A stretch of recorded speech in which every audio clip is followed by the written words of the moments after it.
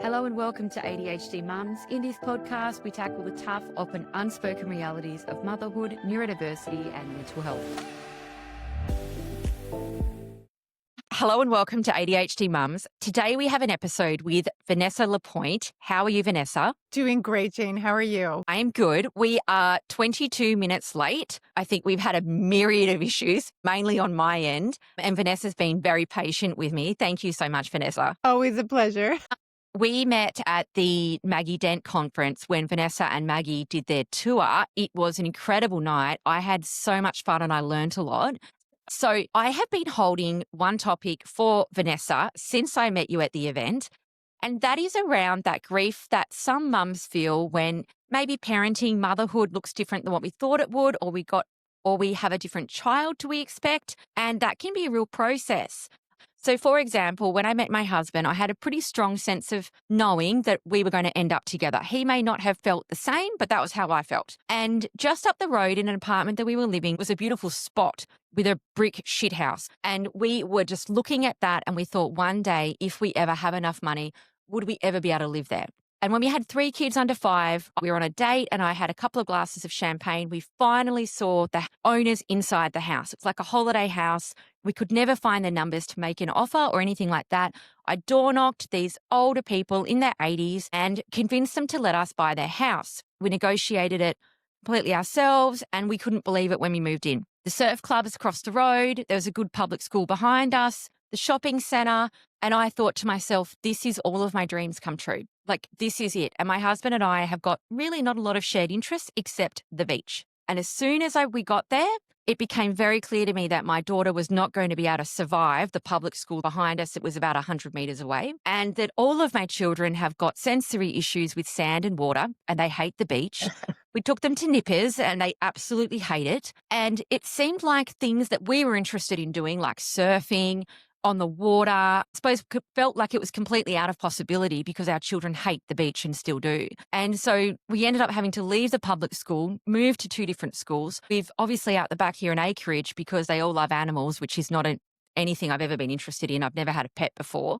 And we now rehabilitate. We've got 17 birds, 2 snakes, turtles, all of these animals, which is not my dream. And my husband and I looked at each other the other day and we just said, how have we got this? And there's been a real period of grief for us. So we had to move away from all of our friends and our family to go to the only public school regionally that was small enough that I felt like my children would cope with. And I was wondering, do you hear these types of stories often? Yeah. I think a lot of us are sold a line or buy into a story idea of how life is meant to go. And we're kind of socialized in such a way that we believe, those things are meant to come true. And there's this beautiful line from Carl Jung, who, is an incredible contributor to our understanding of the human mind. And the translation of that line is, the greatest burden that any child will ever carry is the unlived life of the parent. And there's a number of ways, of course, to interpret it. But one of them is that, we come into parenthood with our collective history and all of the stories that follow us from that history. And so we have children and we think, we know how this is going to go. And we want to revisit upon our children all of the things that we love and all of the dreams that we carry. And then we soon are brought to our knees often in the realization that that's not actually how it goes down. How it goes down is our children come to us.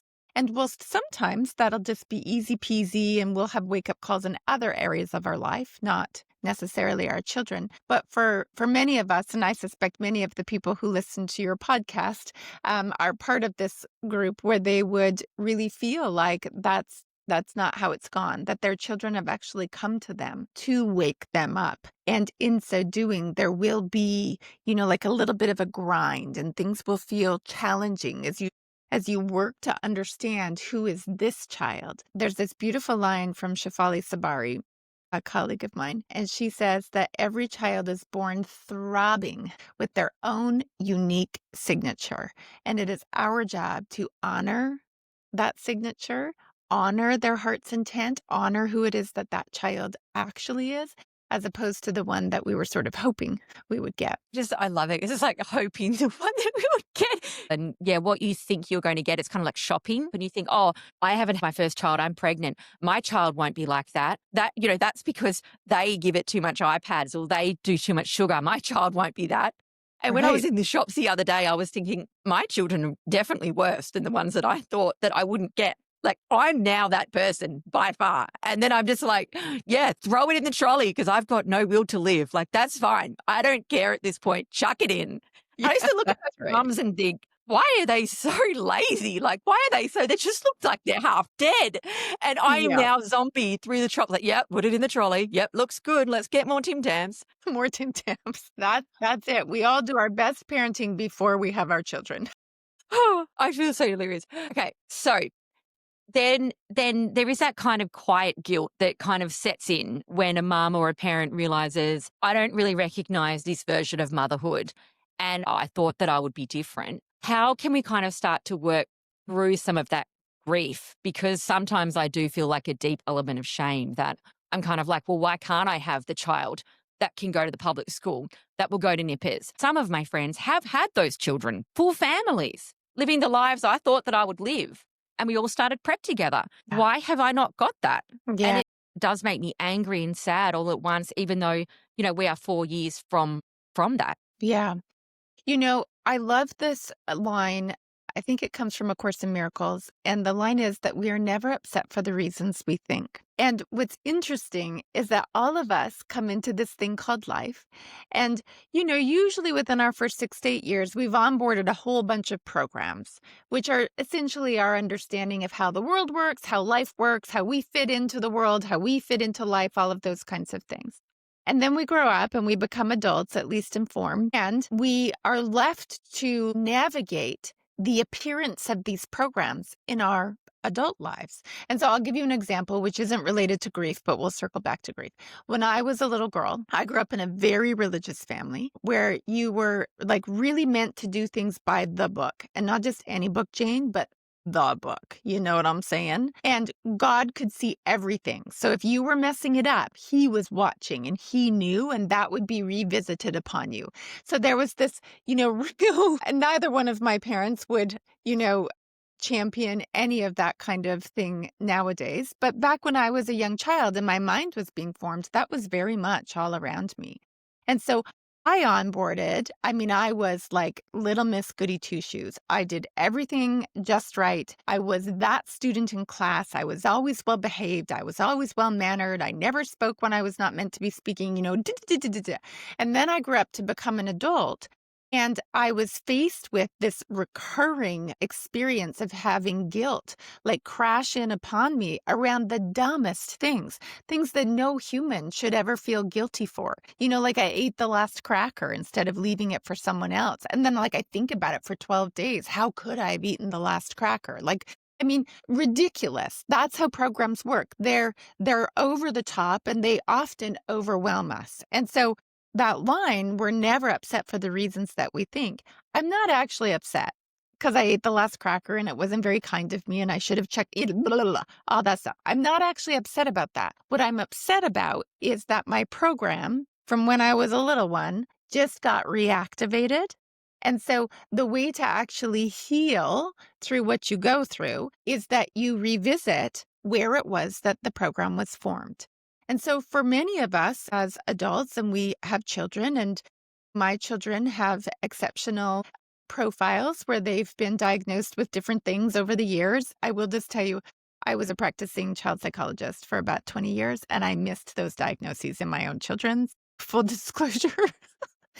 And our children will awaken in us the things that we need to heal. And so when we lean deep into grief and it wasn't supposed to be this way, it was supposed to be another way, we're not upset for the reasons that we think. So where does it come from? Where does the program where we operate on an expectation of disappointment, or we operate on an expectation of it never goes the way that I want for it to go, or this isn't fair, or it wasn't meant to be like this? That comes from somewhere else and it's revisited upon us. The reason that we can all just agree that that's true is you could have, I don't know, there could be, 5 other moms who end up with children who have very different interests and very different things going on than those moms. And those 5 other moms might not be impacted by that, but the 6th mom, who happens to be you, might be.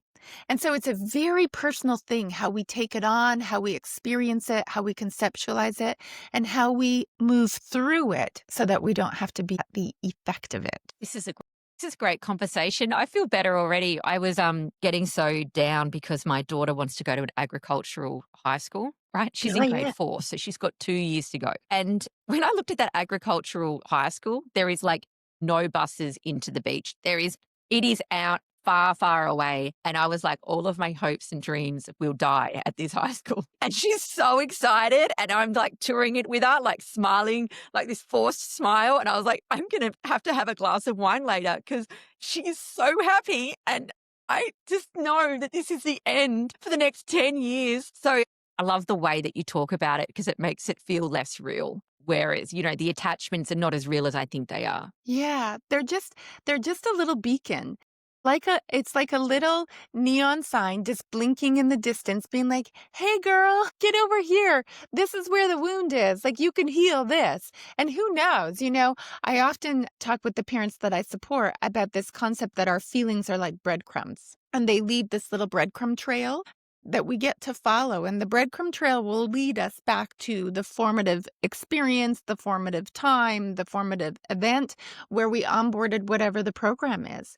And if does that mean you're going to be driving like 29 hours a day to get your kid to and from school? Well, we would have to live up on acreage near the high school, which would make it very, very difficult for me to go to the beach. But I suppose the way that I parent, I would feel like it would be important for me to live near the high school. So then when she makes friends, I'm in the community, I can get to know their parents, and we kind of like in the know. That's a really important value for me. And I would put that ahead of wanting to go to the beach. But I suppose it's just that level of sacrifice where I'm like, I'm Yeah. sacrificing a lot here all the Mm. time. But I Yes. know that that's best for her. When we were at the event with Maggie, was it you that was talking about the orchid and the daisy? The orchid and the dandelion. That's me. Yes. Okay. Well, it was interesting because when we got in the car, I was just quizzing my husband because he doesn't really get involved in the mental health space. And I just wanted his mind to be blown. And he really loved your talk the most. He said to me, about the orchids and the dandelions. And sorry, I should probably let you explain what that is, Vanessa, for anyone who hasn't listened. Sure, yeah. I mean, it wasn't my concept. So full credit to Thomas Boyce, he was once a pediatrician and he became an epidemiologist who studies population level health kinds of things. And his area of interest was, as a pediatrician, he noticed that some children just really struggled. And other children with, the same environment, the same parents, the same whatever, were actually thriving and doing fine. And he wanted to figure out, like, why does that happen? And so he began to explore, and he continues to now to speak and study this particular area of child development, which is sort of looking at, it's a little bit like temperament, and it's embedded in our biology. And the way that he describes it, he actually wrote a book called The Orchid and the Dandelion: Why Some Children Struggle and How All Can Thrive. What he describes is if you're a dandelion, like you don't even really have to work at it. Like dandelions, you can plant them in a crack in the cement in the sidewalk and forget to water them and they'll be great. My firstborn son was a dandelion. It's great. He had to miss all of last year at university because he got very sick. And I remember feeling like, oh, this is going to be when the mental health crisis happens. Like, you can't take a young man in his prime, studying and living his best life, and then he gets sick and he's bedridden for months on end, and have him come out the other side fine. He's totally fine. He's back at school now. He's doing great. He wrote his first midterm today. He kind of studied for it. I already know he's going to ace it. Like, that's just the kid that he is. So that's what a dandelion is. An orchid, I mean, if you planted an orchid in a crack in the cement in the sidewalk and forgot to water him, it'd be dead within 24 hours. Orchids are like, it's like they twitch in the wind, They need everything to be just so in order for them to thrive and be okay. And of course, that's a continuum. The orchid anchors one end and the dandelion anchors the other. And our children can be kind of anywhere along the continuum. If you have a child who's experiencing exceptionalities like ADHD or other kinds of things, they probably have some element of orchid in them. And what's fascinating about Thomas Boyce's research is that it's not just like an airy fairy concept. Like once they figure out how to classify orchids and dandelions, the orchid child on average their left eardrum, not their right, their left eardrum will be on average zero point 0.3 degrees. I think it's 0.3 degrees warmer than a dandelion kid's left eardrum. And it's because of like all of the different processes at play as they try to organize their bodies and organize their minds and synchronize their sensory inputs and all of those kinds of things. That just affects the body that way. So it's an actual biological kind of thing that shows up in our kids. So that's what your husband was responding to. Well, we talk about it all the time. It's such a great way of looking at it because when we got in the car, I said, oh, yeah, because, we have one orchid. And he goes, no, we don't. We've got two. And we had it reversed because I didn't realize I'm an orchid and I have two orchids. But for me, I think they're daisies because I see what they need their challenges to be totally normal. I get it. And then for me, I have one that I find tricky to understand, who's very much like my husband. And he said to me, no, you're wrong. I'm the daisy and our son is the daisy and you and the other two are the orchids. And then he put it together and said, well, if we hadn't have had orchids, we could have just stayed at the public school. But we've got two orchids. And this is the sacrifice, I suppose, and the grief that comes in with the high school because I know that she and he, the two there, are orchids. And if I put them in the wrong spot, in the wrong environment, they die really quick. They go off the side of the cliff. And he said to me, Jane, the problem is that we've got two orchids. He goes, because with the daisy, you can chuck him wherever. And I actually was like, oh my God, he put that together like a boss. I was really impressed. Well done, husband. Well done. And it's interesting. I am also an orchid, and I have one son who's a dandelion, one son who's an orchid.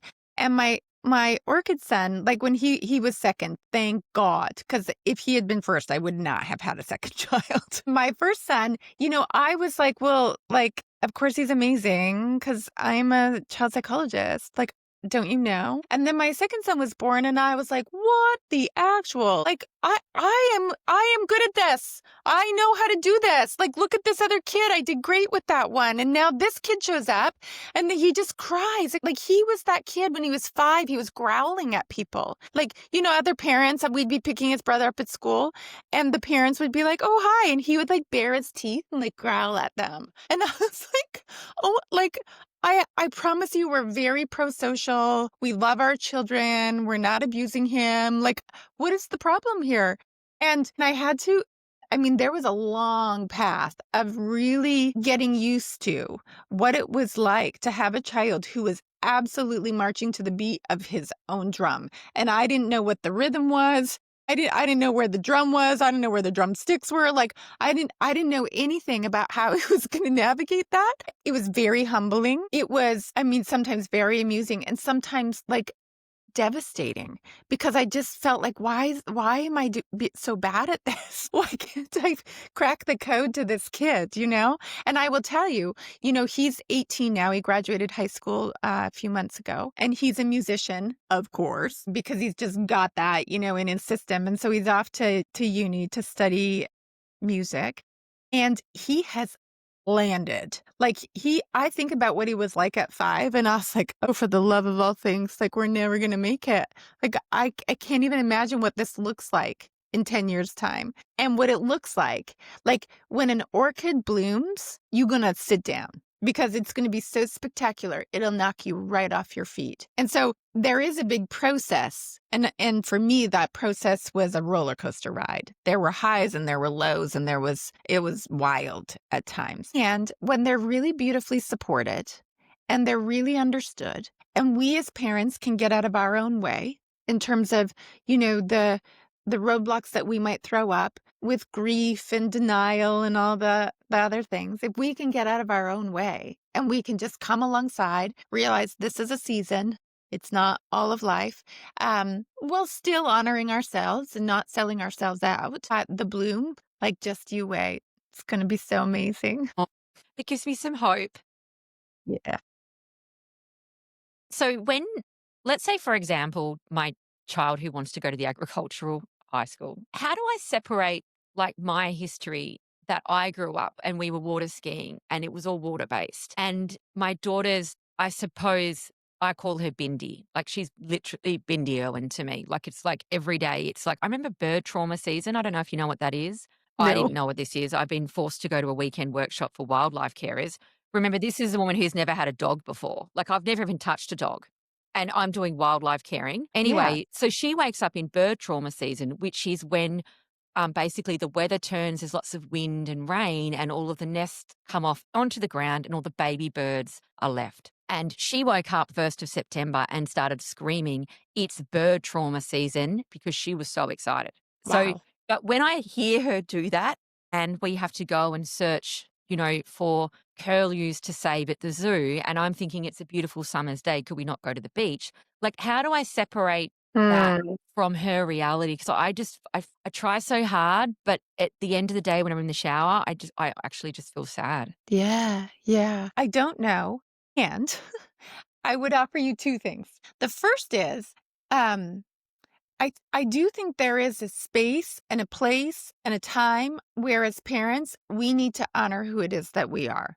So we don't just completely eviscerate ourselves in order to meet our children's needs and do all the things and be on side with everything that they love and everything that they want to do. That we are continuing to honor who it is that we are, that we're finding time and finding space in our lives in order to deliver on that, and that even though our children might not always love it, that's actually really good for them because we're modeling for them what it is to be self-referred, which means to take your cues from yourself, not from everybody around you, and also to not be codependers.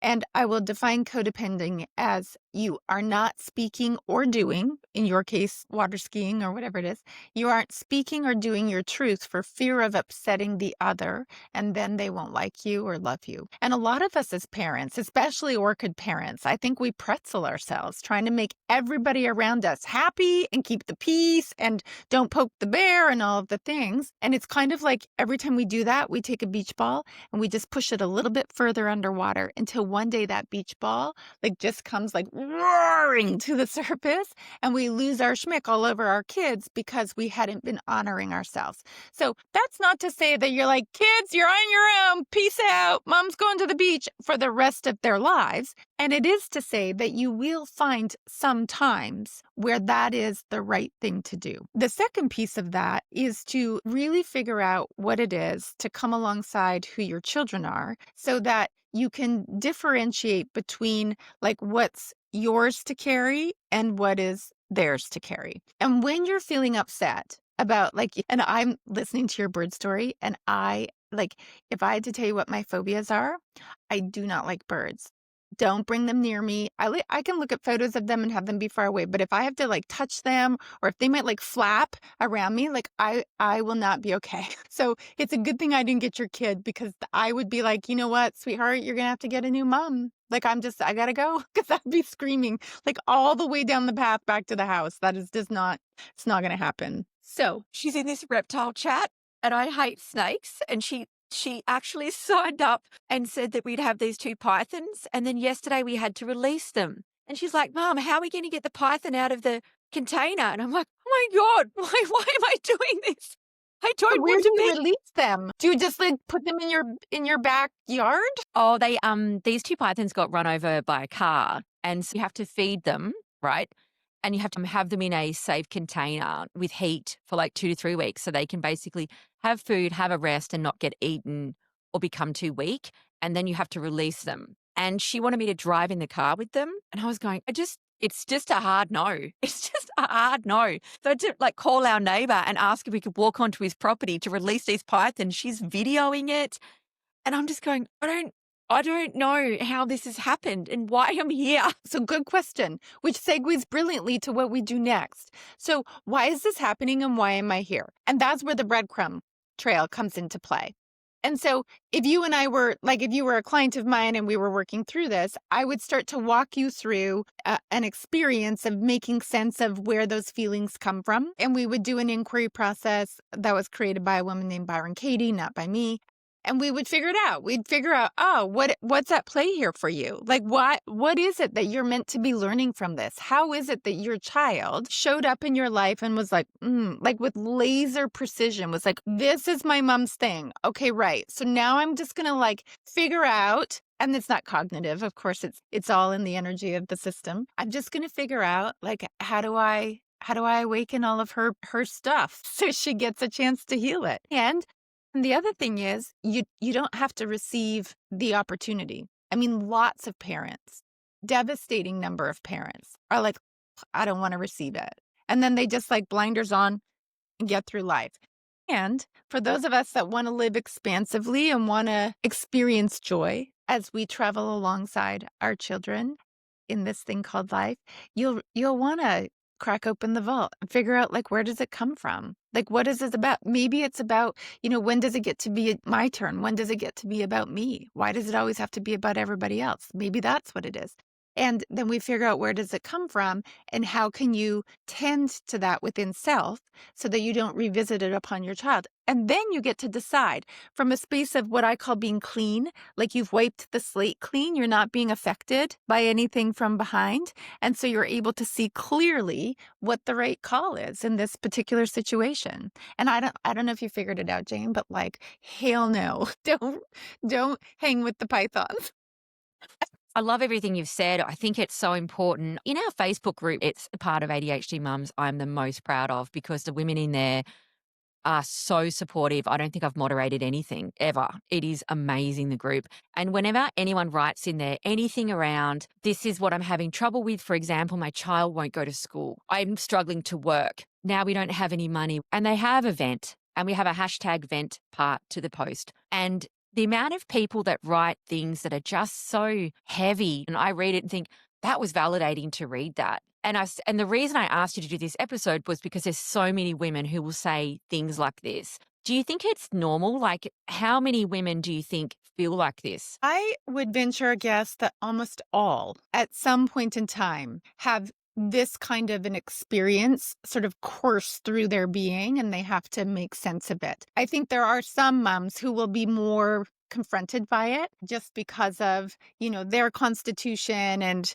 the children that are visited upon them and how those two things blend together or sometimes don't blend together. But I actually think it's far more common than anybody talks about. I think there's a lot of stigma around being a mother and saying like I don't really love that, and that people will think badly of you, that you're not like, oh, my babies, they're so beautiful. And my children, they're so amazing. That you can have moments of like, not being terribly down with it. And it doesn't make you a bad person. It actually makes you really normal. I think the more that parents and women are talking about these kinds of experiences and normalizing them, the less we feel shame and guilt about them. And then the more we're able to show up and be present for our children in ways that we wouldn't be able to be if we were drowning in guilt and drowning in grief and drowning in remorse and regret. And so let's talk about it. Let's be out in the open with that, and let's let the sun shine upon it so that people don't need to feel gross about what's really just a very natural part of parenting. I love everything you've said. If anyone would like to look up more of your work, where would be a good place to start? And I can pop it into the show notes. Yeah, so Dr. Vanessa Lapointe with an E on the end.com is my website. And I've linked through to like heaps of previous podcast episodes and other things on the website. I'm very active on social media, both Instagram and Facebook, and also over on TikTok. And sometimes, that's like I'll wake up some mornings and there'll be a parent who has literally hearted 100 of my reels. Like they just sit and go through and consume. And so that can be a gorgeous way just to kind of piece it all together, and it's all free, accessible. Beautiful. Okay. Well, I can link all of that in. If Vanessa comes back on a tour, I'm going to put it into social media, into the show notes. But thank you so much for your time, and thank you so much for your patience with my technological issues to start with. Always a pleasure to chat with you, Jane. I love what you're doing out in the world. You just keep shining your light very bright. And you too. Thank you. Quick announcement. Did you know that we have an ADHD Mums shop filled with resources designed just for you? These resources are packed with answers to the most frequently asked questions I get sent in via email. Everything from understanding ADHD and autism to practical tips for daily life. There's also a free assessment tool. If you're wondering about ADHD or autism for yourself or your little one, don't forget to check out the free assessment tool under free resources section on my website, adhdmums.com.au.